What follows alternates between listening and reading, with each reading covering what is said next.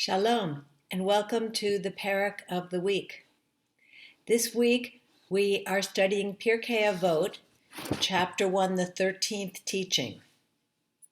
He used to say, "A name made great is a name destroyed, and one who does not increase," referring to Torah knowledge, decreases, and one who does not study deserves death, and one who makes use of, presumably, Torah learning as a crown will vanish. The text is in Aramaic, the spoken language of the people at the turn of the millennium.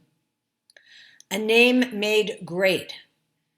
As human beings, we love nothing better than to put someone up on a pedestal and then knock them down.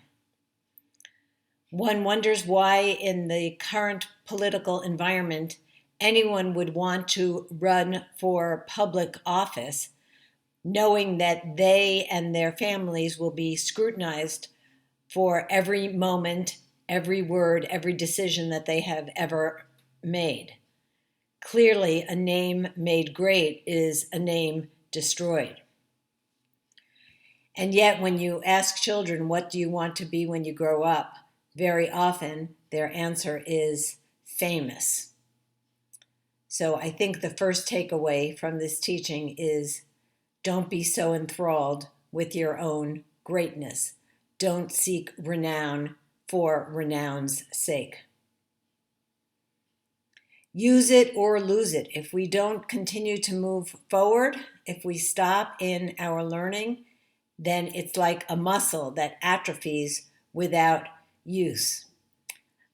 One who does not increase decreases is a good reminder of the value of perseverance.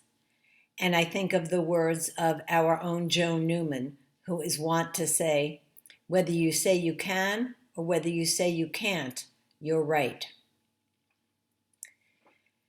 Now, I love nothing better than a student who wants to learn, and I like to learn myself. Yet the death penalty for someone who does not want to study seems to be a little bit harsh. The text can also be translated that one who does not teach is worthy of the death penalty.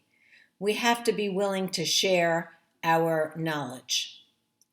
Perhaps we can understand this teaching to say that we will be spiritually dead if we don't continue to grow and learn.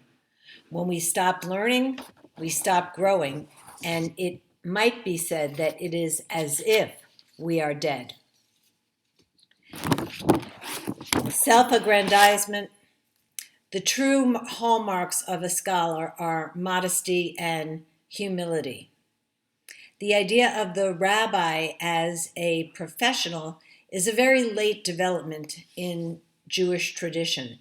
Hillel himself, the author of this teaching, worked as a woodcutter. I think what we can take away from this teaching is to keep learning. Don't worry about who knows how wise and smart you are.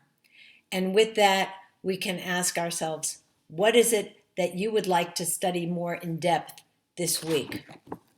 Shavua Tov, and in anticipation of Rosh Hashanah, Shana Tova Umetuka, a healthy, sweet, and good year.